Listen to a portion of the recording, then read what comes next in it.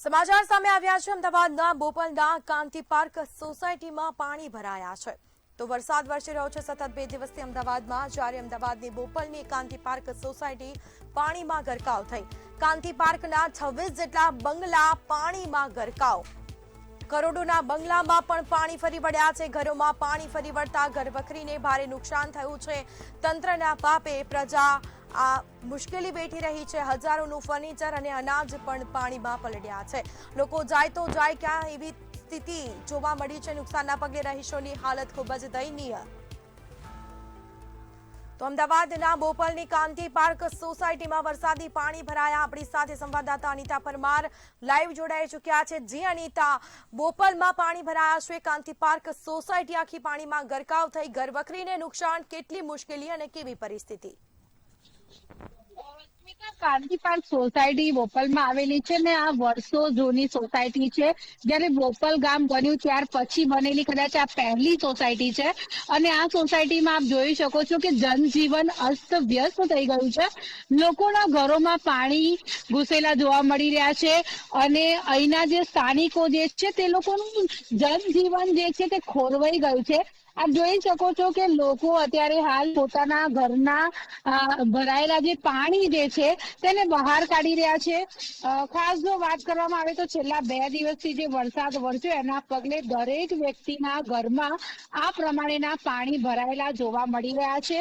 અત્યારે હાલ આપ જોઈ શકો છો કે અહીંના જે રહેવાસીઓ છે તે લોકો પોતાના ઘરનું પાણી જે છે તે બહાર કાઢી રહ્યા છે। ઘરનો તમામ જે પણ સાધન સામગ્રી હોય છે, ફર્નિચર હોય છે, આ બધી જ વસ્તુ ખરાબ થઈ ગઈ છે।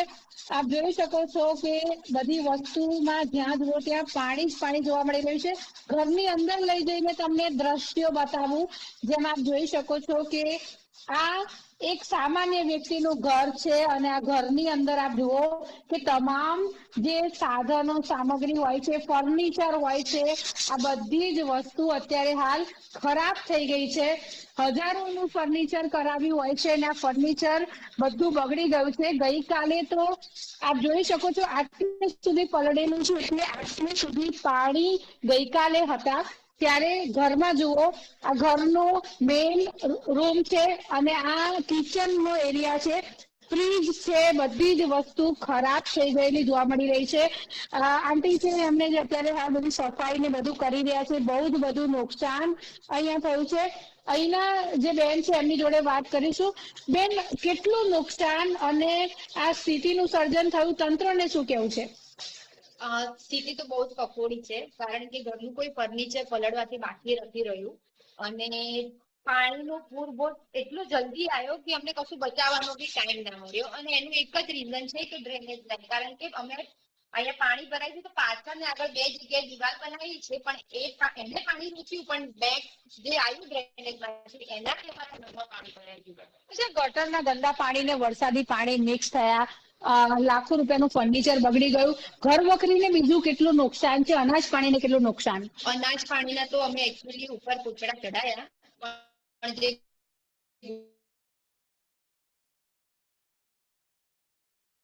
લાગે છે સંપર્ક કપાયો। હજારોનું ફર્નિચર પાણીમાં ગરકાવ। નુકસાનના પગલે રહીશોની હાલત ખૂબ જ દયનીય।